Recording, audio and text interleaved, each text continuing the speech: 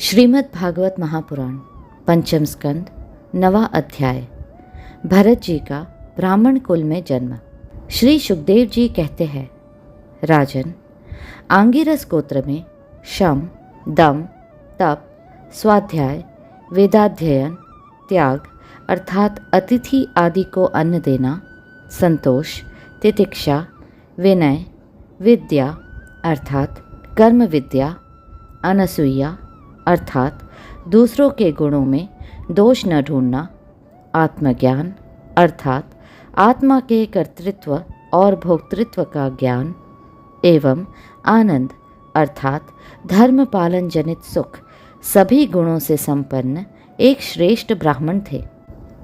उनकी बड़ी स्त्री से उन्हीं के समान विद्या, शील, आचार, रूप और उदारता आदि गुणों वाले 9 पुत्र हुए तथा छोटी पत्नी से एक ही साथ एक पुत्र और एक कन्या का जन्म हुआ।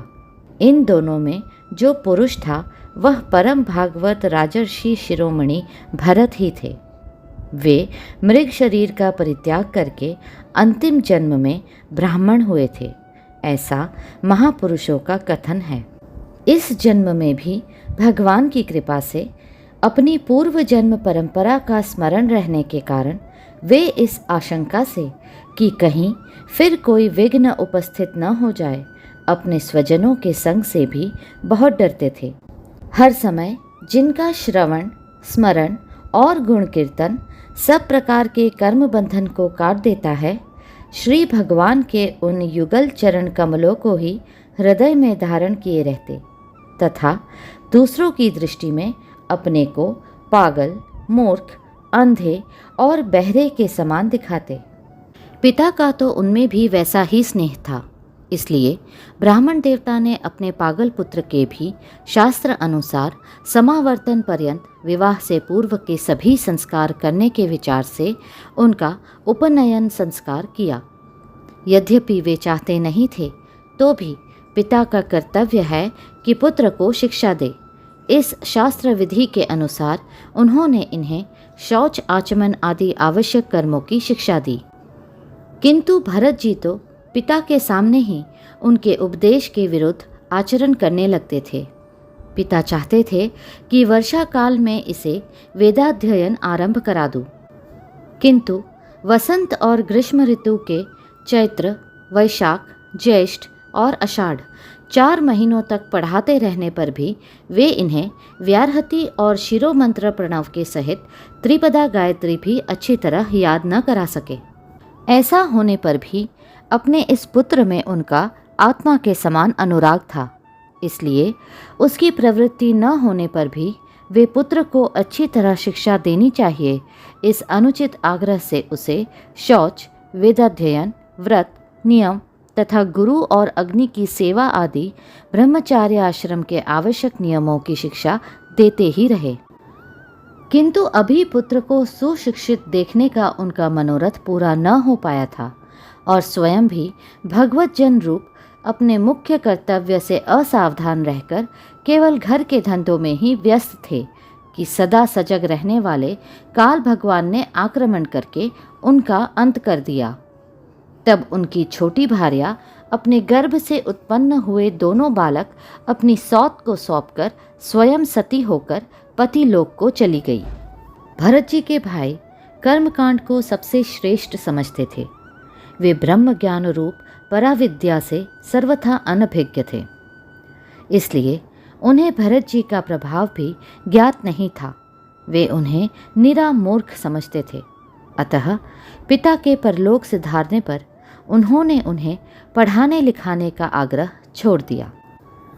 भरत जी को मान अपमान का कोई विचार न था। जब साधारण नर पशु उन्हें पागल, मूर्ख अथवा बहरा कहकर पुकारते, तब वे भी उसी के अनुरूप भाषण करने लगते। कोई भी उनसे कुछ भी काम कराना चाहता तो वे उनकी इच्छा के अनुसार कर देते। बेगार के रूप में, मजदूरी के रूप में मांगने पर अथवा बिना मांगे जो भी थोड़ा बहुत अच्छा या बुरा अन्न उन्हें मिल जाता, उसी को जीभ का जरा भी स्वाद न देखते हुए खा लेते। अन्य किसी कारण से उत्पन्न न होने वाला स्वतः सिद्ध केवल ज्ञान आनंद स्वरूप आत्मज्ञान उन्हें प्राप्त हो गया था। इसलिए शीतोष्ण मान अपमान आदि द्वंद्वों से होने वाले सुख दुख आदि में उन्हें देहाभिमान की स्फूर्ति नहीं होती थी। वे सर्दी गर्मी वर्षा और आंधी के समय सांड के समान नंगे पड़े रहते थे। उनके सभी अंग हृष्ट पुष्ट एवं गठे हुए थे। वे पृथ्वी पर ही पड़े रहते थे, कभी तेल उपटन आदि नहीं लगाते थे और न कभी स्नान ही करते थे। इससे उनके शरीर पर मैल जम गई थी। उनका ब्रह्म तेज धूलि से ढके हुए मूल्यवान मणि के समान छिप गया था। वे अपनी कमर में एक मैला कुचैला कपड़ा लपेटे रहते थे। उनका यज्ञोपवीत भी बहुत ही मैला हो गया था। इसलिए अज्ञानी जनता यह कोई द्विज है, कोई अधम ब्राह्मण है, ऐसा कहकर उनका तिरस्कार कर दिया करती थी। किंतु वे इसका कोई विचार न करके स्वच्छंद विचरते थे। दूसरों की मजदूरी करके पेट पालते देख जब उन्हें उनके भाइयों ने खेत की क्यारियां ठीक करने में लगा दिया, तब वे उस कार्य को भी करने लगे। परंतु उन्हें इस बात का कुछ भी ध्यान न था कि उन क्यारियों की भूमि समतल है या ऊंची नीची, अथवा वह छोटी है या बड़ी।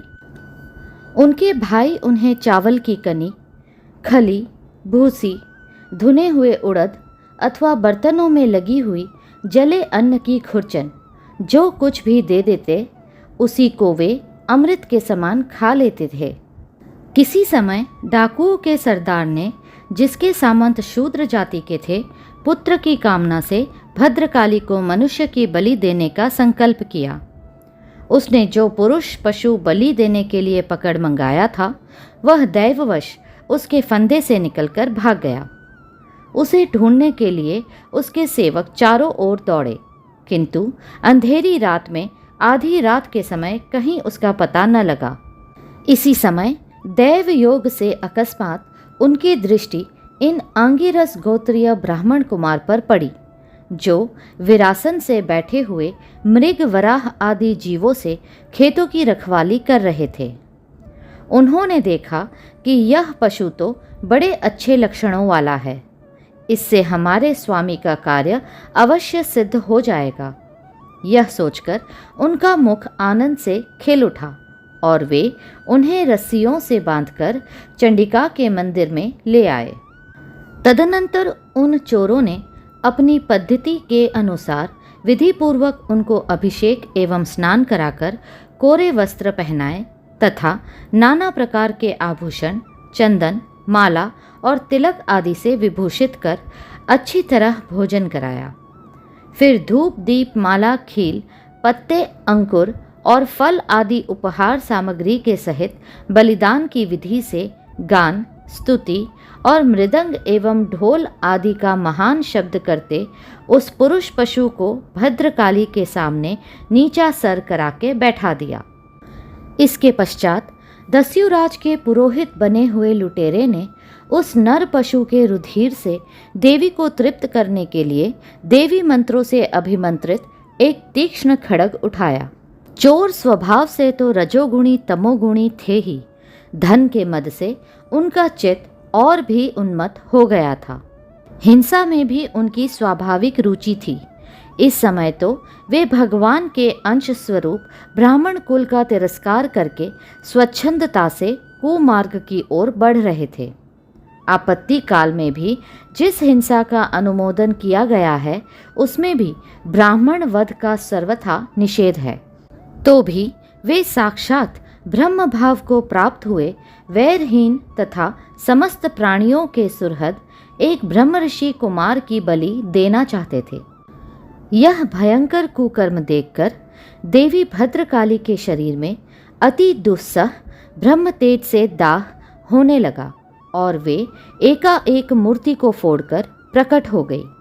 अत्यंत असहनशीलता और क्रोध के कारण उनकी भौहें चढ़ी हुई थी तथा कराल दाढ़ों और चढ़ी हुई लाल आंखों के कारण उनका चेहरा बड़ा भयानक जान पड़ता था। उनके उस विकराल वेश को देखकर ऐसा जान पड़ता था मानो वे इस संसार का संहार कर डालेंगी। उन्होंने क्रोध से तड़क कर बड़ा भीषण अट्टहास किया और उछलकर उस अभिमंत्रित खड्ग से ही उन सारे पापियों के सिर उड़ा दिए और अपने गणों के सहित उनके गले से बहता हुआ गरम गरम रुधिर रूप आसव पीकर अति उन्मत्त हो ऊंचे स्वर से गाती और नाचती हुई उन सिरों को ही गेंद बनाकर खेलने लगी। सच है, महापुरुषों के प्रति किया हुआ अत्याचार रूप अपराध इसी प्रकार ज्यों का त्यों अपने ही ऊपर पड़ता है। परीक्षित, जिनकी देहाभिमान रूप सुदृढ़ हृदय ग्रंथि छूट गई है, जो समस्त प्राणियों के सुहृद एवं आत्मा तथा वैरहीन है, साक्षात भगवान ही भद्रकाली आदि भिन्न भिन्न रूप धारण करके अपने कभी न चूकने वाले कालचक्र रूप श्रेष्ठ शस्त्र से जिनकी रक्षा करते हैं और जिन्होंने भगवान के निर्भय चरण कमलों का आश्रय ले रखा है, उन भगवत भक्त परमहंसों के लिए अपना सिर कटने का अवसर आने पर भी किसी प्रकार व्याकुल न होना, यह कोई बड़े आश्चर्य की बात नहीं है। अगला अध्याय शीघ्र ही साझा होगा। कृपया करके लाइक, सब्सक्राइब और शेयर करें। हरे कृष्णा कृष्णा कृष्णा